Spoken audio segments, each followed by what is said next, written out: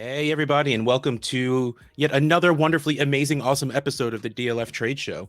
I am your host, Russ Fisher at Dynasty Outhouse. He is also your host who does most of the work, Addison Hayes at AmazeHayes_.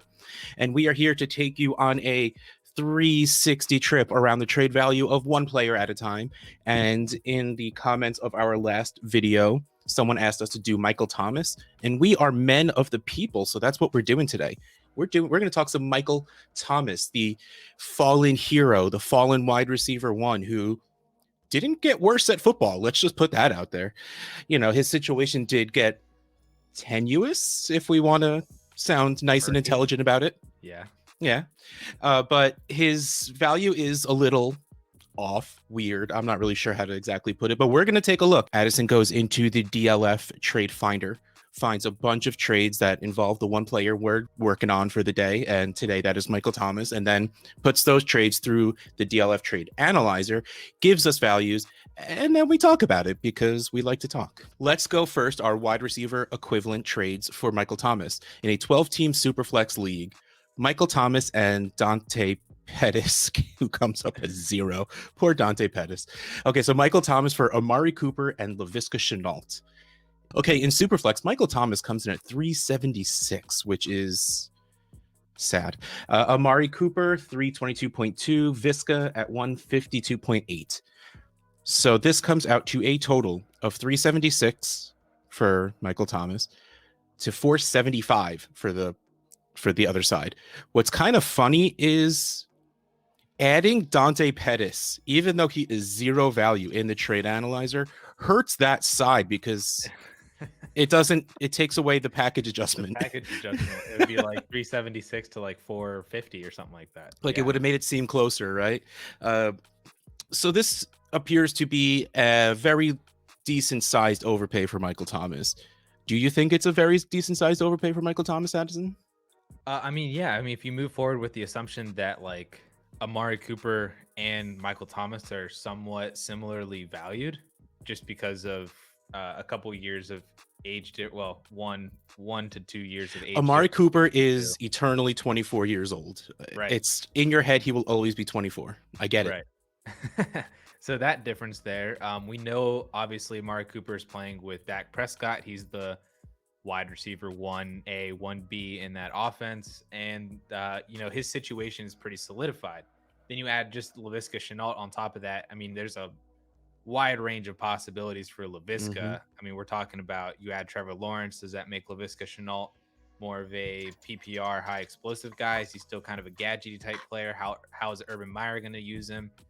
It's really weird.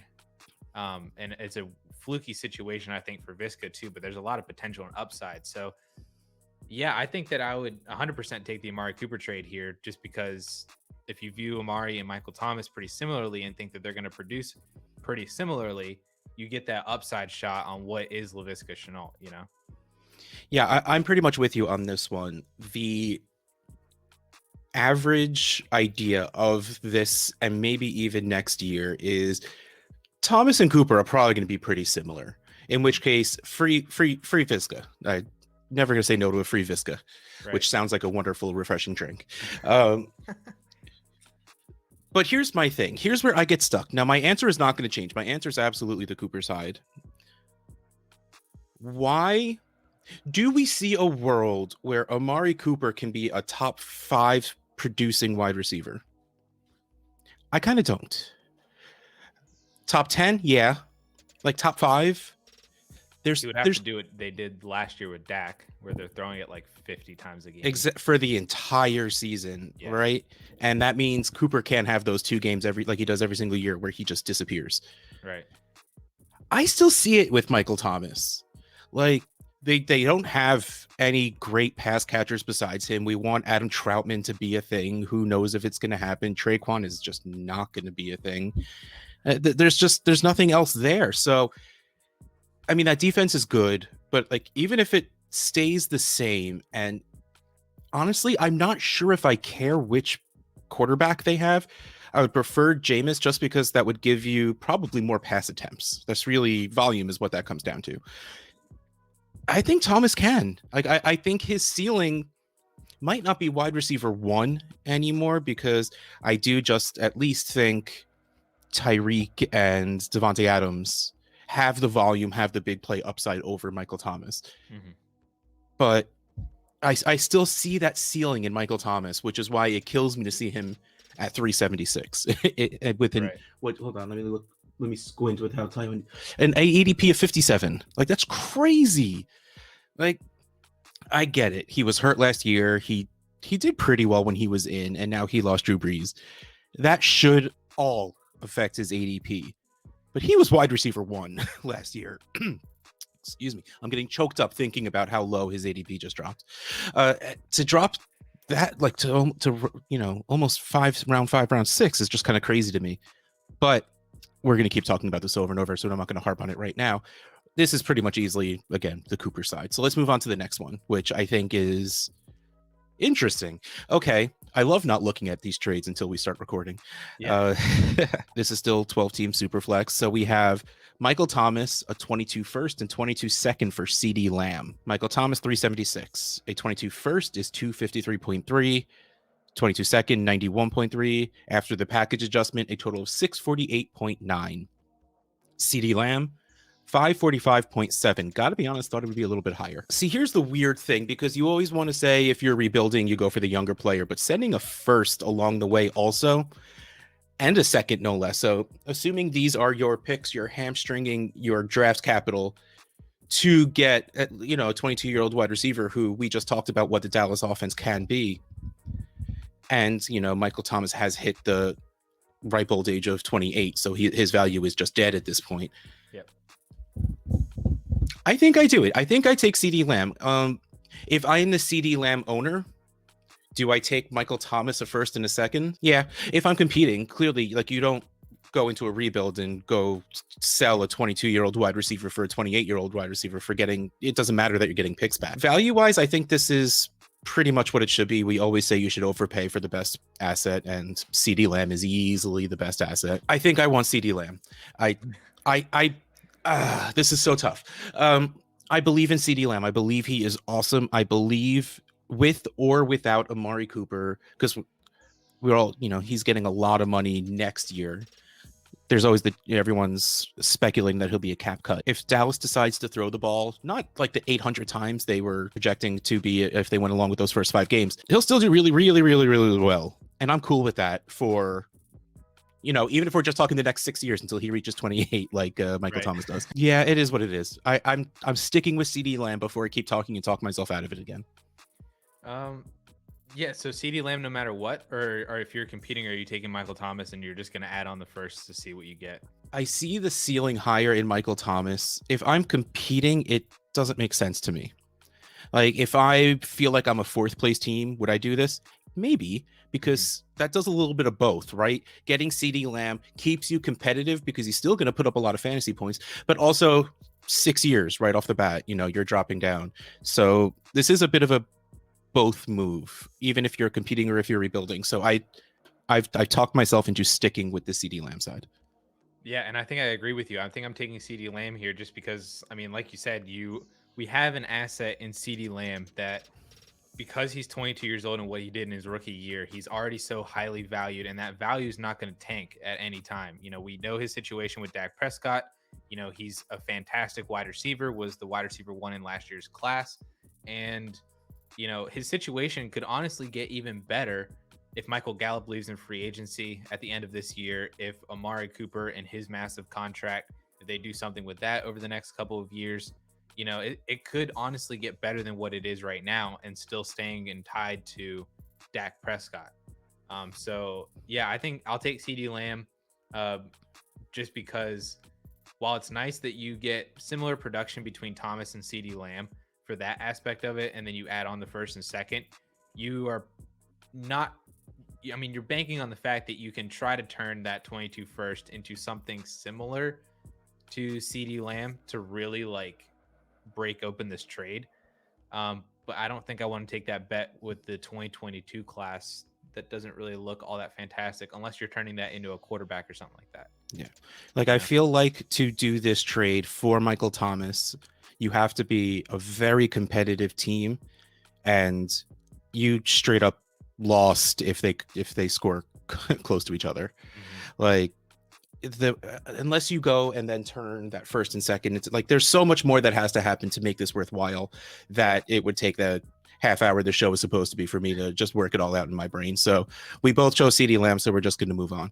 Here we go to running back equivalent trades. 12 team, 1 quarterback. Michael Thomas and the 301. I love it when they haven't done their drafts yet. It makes life so easy. Michael Thomas and the 301 for Austin Eckler and the 409. So we have Michael Thomas for Austin Eckler. Let's just call it what it is. Michael Thomas, 505.7. Austin Eckler, 534.7. Wow. Okay. In 1 quarterback, Michael Thomas's ADP is 32. Austin Eckler's is 22.8. So, I mean, it's less than a round. They're both, Michael Thomas is 28, which is technically the prime of a wide receiver, but it's also the death of their value gaining. Austin Eckler is 26, whether people recognize it or not, which is, again, is also the death of value gain at running back. So this is pretty much who do you think is going to score most? Who do you think is going to be a bigger part of their offense? I think I'm siding with Austin Eckler. I just really like him is what it comes down to. We know his situation. We know his offense will be good. There's a chance the Saints offense is a bit of a dumpster fire, at least for the first 4 games. While they're they have an off season, which is wonderful, but hopefully they get everything what they want to do figured out before the season starts. And then they're going to have to play against NFL defenses for the first time. And it might take some time. We know. I know the Chargers, I believe the Chargers have a new offensive coordinator. And yes, they're learning a new offense, but the players know each other better. Justin Herbert, we've seen him dump the ball off to Austin Eckler. We've seen Hunter Henry and Keenan Allen's targets go down with a healthy Austin Eckler. I'm taking Austin Eckler, and it's weird for me to take a running back, but I'm sticking with it. Yeah, I mean, to me, I think this is pretty easily Austin Eckler, just because you're moving a wide receiver for a running back, and not only just any running back, but a running back with potential top 5 production. I mean, he was a top 5 running back just 2 years ago and was fantastic last year as well before the injury. And this is a guy who could realistically have 1,000 yards receiving. And even though the rushing production isn't stereotypical for a running back, he's still going to have 500 rushing yards, 900 to 1,000 receiving yards, and 80 to 90 plus receptions. So, and then if he scores, he was a double-digit touchdown scorer 2 years ago, and he was top 5 at the running back position. So this offense definitely got better than what it was from 2 years ago. So, he could definitely do that again. So I'm taking Austin Eckler because that production at running back and those running backs in general are just harder to come by, where you could largely replace Michael Thomas's production with a lot of other people. You can go down and get Deontay Johnson, and he would do 90% of what Michael Thomas does, at a fraction of the cost of what you would pay for Michael Thomas. So I'm taking the running back here just because, in general, for me, running back over wide receiver, but then you have a running back with a potential top 5 fantasy football finish, which could really, really help your roster in the scoring season. Exactly. All right. Our next one is, this is going to be interesting. 14-team Superflex. We have Michael Thomas and Julio Jones for DeAndre Swift. Michael Thomas, 376. Julio Jones still coming in at 217.5. After the package adjustment, a total of 564.4. DeAndre Swift, 577.9. Darn near perfect, even trade. I'm going to take DeAndre Swift for the pure reason he's the only one of these 3 that can gain value. Michael Thomas isn't going to gain value at 29. Julio Jones is not going to gain value at 33. No. DeAndre Swift will gain value at 23, most likely. Production-wise, clearly Michael Thomas and Julio Jones together, I will always say should. I won't say will because I can't see the future. They should outscore DeAndre Swift's production, but the value alone in a young stud running back is worth it to me. Competing, rebuilding, I don't like taking on running backs, but again, at least he's 22, and chances are if making a further trade after this, if you're a rebuilding team, you can get more for Swift than you can for these 2 guys again. So I think the pivot to Swift is smart no matter what. The only thing I could see is it's a 14-team league, so moving 2 for 1 is a little rough because that you need depth in a 14-team league, but that's also why you don't have to super overpay to get the better guy, like we normally say. Once you hit over 12 teams, depth gets very important. So that 2-for-1 doesn't always need to be uneven, I guess, let's say, because like we said right here, that 2-for-1 is very, very even. But I think 98% of the situations, I take the Swift side. Which again, so weird you're making me take running backs over wide receivers. No less Julio freaking Jones. Yeah. Yeah, no, this one's pretty easily Swift for me as well. And I mean, you laid it out. No matter where you are in your team's direction, if you're competing or rebuilding, you should take DeAndre Swift because you can, if you want a future move, you can get more for DeAndre Swift and he's not going to lose value like Michael Thomas and Julio Jones. If we're talking about this trade again next year, like this would be like this would probably be in the horrible trade section next year. Even if Swift doesn't have a terrific year, like Swift can be pretty generic, like come in as like the RB16 and it would still be insanely lopsided in Swift's favor. Yeah. Yep. 100%. And if you're a rebuilding team, maybe you don't want to take on those running backs, but take the value of DeAndre Swift and then you could move him and then chop DeAndre Swift up into like T. Higgins and Devonta Smith or something like that. And then you have those two younger wide receivers and do that for a rebuild. Or, you could go many different ways with breaking up DeAndre Swift in a rebuild. Or if you're competing, it's a 14 team, you need that depth. But again, you could break DeAndre Swift back up again if you need to for more depth, or just take the running back, because in a 14 team league, running backs are going to be even harder to find, in a 14 team league. And you can replace, like I said, you can replace Michael Thomas and Julio Jones a lot easier than you can a potential RB1 in a 14 team league or any league in general. Yeah, but especially if you're in a 14 team league that makes you start 2 running backs, every running back that will score decent points is more valuable. And is being played. Yeah. All right, let's scroll down. What do we got? We got QB trades in a Superflex league. We have the 105, Michael Thomas, the 203, and Sony Michel. 4, Russell Wilson, the 106 and 406. Wow, brain. Okay. 105, Michael Thomas, 203, Sony Michel, all come in at 977.7. Russell Wilson, 106, 406, come in at 1,128.4. Which good, because I was going to say this is super easily the Russell Wilson side, right? Yeah. Yeah. Because before I realized the 106 was there, I'm like, okay, I could see this. Wait, what?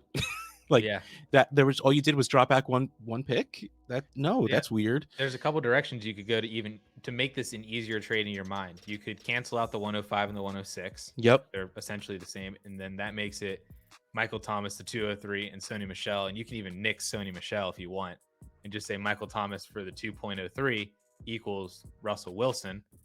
Or the analyzer has it where Michael Thomas and the 106 are pretty even, to where it would then be Russell Wilson for the 105 and the 2.03 in a super flex. And I feel like any way that you look at that, it's Russell Wilson, unless somehow that 105 turns into one of the quarterbacks, is like Trey Lance or Justin Fields, which is probably like a really low probability. If it's Zach Wilson, you want Russell Wilson. Yes. So yeah.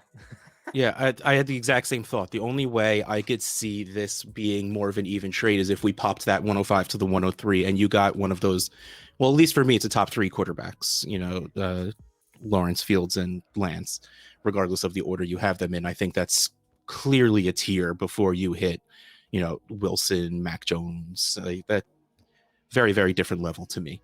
So this is super easily the Wilson side. And I got to be honest, I'm not a fan of having Russell Wilson on my dynasty teams. I know there's a chance with the new offensive coordinator, which there's finally a passing-based offensive coordinator coming into town. It's still Pete Carroll. And it's still Russell Wilson, who just finds a way to do only what he needs to do the last 6 games of the season. Like, he does not get lots of points in the end. It's just the way he likes to play the game, I guess. Or Pete Carroll just decides to play super safe at the end of the season, where Russell Wilson just destroys the first 8 to 10 games and then it's just like, no, that's cool. I'm going to be super efficient to only throw 2 touchdowns and we'll win by 2 points, and then that's the game. So like, I hate owning Russell Wilson on my fantasy teams, but this trade, I would still do it. Yeah. Yep. I thought that this was just interesting because we haven't had an opportunity, or at least I haven't found trades in previous episodes where we've talked about a quarterback of Russell Wilson's value. That's and very caliber. fair. Yeah. There were other ones in there too. Like I saw one was Michael Thomas for Tua straight up, which I thought was really interesting. The other one was Michael Thomas for Ryan Tannehill straight up. That's easily Tannehill for me. I took the quarterback in all three of those. I take Russ, Yeah, Tannehill. To me, the value of Thomas for Tua is probably super even. In which case you take the quarterback. So yeah, I guess, yeah, fair enough that it is the quarterback in 3, but at least I can see the trade going through in one of my leagues and just being okay. As opposed to this one and opposed to for Tannehill, me being like, oh, why would you sell a quarterback for that? Right. Yeah. It's quarterback. The answer is usually quarterback. The answer is usually quarterback. Yeah. Yep. All right, here we go. My favorite part of the show. You ready for some horrible trades, everybody? I'm ready for some horrible trades. Ooh, 16 team 1 quarterback. Michael Thomas for the 210. That's not what I was expecting. The 210 turned into Pat Fryermuth. Okay, yeah, Michael Thomas. Come on. Even if Addison was playing quarterback for the New Orleans Saints, the answer is still Michael Thomas. I'm a pretty good quarterback. I played quarterback for my flag football team at Penn State. Oh, never mind. Then yes, clearly the answer would be Michael Thomas if Addison were playing quarterback. I apologize. See, okay, even if it were me playing quarterback, where the second I said hike, I would just curl into a ball on the ground, the answer is still Michael Thomas. Because once or twice by accident, I'll just do this and throw the ball and he'll catch it. That's the real answer. Is you're about 10 yards behind the long snapper and you catch it and then immediately throw it to Michael Thomas or Alvin Kamara. Just every single play. There's like no other play. That's the only play. Defense doesn't even bother putting anyone on the line. They just spread out in front of those two guys. Yeah, that's, man, I can't imagine what it takes to be this low in a 16-team league to sell Michael Thomas for that. Even if you're rebuilding, there's nothing. That's really what got me was I saw this. I was like, Michael Thomas for 210. I was like, that's bad. Then I saw it was a 16-teamer. I was like, that's worse. Really bad. Yes, factually, that is worse. Oh, awesome. Yeah. Okay, so next one we got is 12-team Superflex. Michael Thomas and Kenneth Gainwell for Ronald Jones, Mike Williams, and Zach Ertz. See, this hurts my feelings because I love Mike Williams because hashtag Team Clem's a big wide receiver. But man, again, Super Michael Thomas. There's if I'm rebuilding, first of all, I'm not sending Kenneth. I'm not sending Kenneth Gainwell along to get Rojo back. And plus you're getting Ertz, who's literally 30. No, even if I love Mike Williams. Their names are too similar. I love Mike Williams. I want Mike Williams to be a thing so bad, and I am eating up that the ex-Saints offensive coordinator who's like, Mike Williams our X, and my offense gives the ball to the X, and I'm just like, yes, I'm eating it up. I'm like, yes, let's do that. Let's do that. No, the answer is still absolutely 1,000% Michael Thomas. Like, this is Ronald Jones. Sorry. Not going to be a thing. They want 3 running backs. They're going to use 3 running backs. You're never going to be able to predict which to use. Zach Ertz, is he going to be in Philly? He's still in Philly right now, but even still, probably not. It's he's nothing. The time has come where Goddard is absolutely going to step in front of him. And the only thing I've seen is Ertz to Buffalo. And while Buffalo has said for like the past 2 years that they want their tight ends to be more involved, don't care. Is Dawson Knox at this point better than Zach Ertz? I won't go there yet. No, no. It absolutely has to be a conversation, but I'm not ready to say that yet. But yeah, again, I'm glad that you found 2 trades where I get to say, no, yes, it's Michael Thomas. Come on, man. Because, a lot of the time with his depressed value, it's tough to find a trade where you're like, yeah, no, I definitely want Michael Thomas. So yes, thank you for letting me be able to say that. You're welcome. Yep, got to show how bad that value has dropped for some people. So I guess lesson on this one is go throw weird trades for Michael Thomas in your leagues and see if anyone is that low on him. I might have to go do that now. I guess I have about like 24 hours before you drop this for me to go do that. Yeah. So I'm going to get out of here so I can go offer some trades. This has been the DLF Trade Show. Thanks for tuning in. Thanks for watching. Thanks for listening. Thanks for just being part of our lives. I am Russ Fisher at Dynasty Outhouse, Addison Hayes at Amaze Hayes _. See you next time.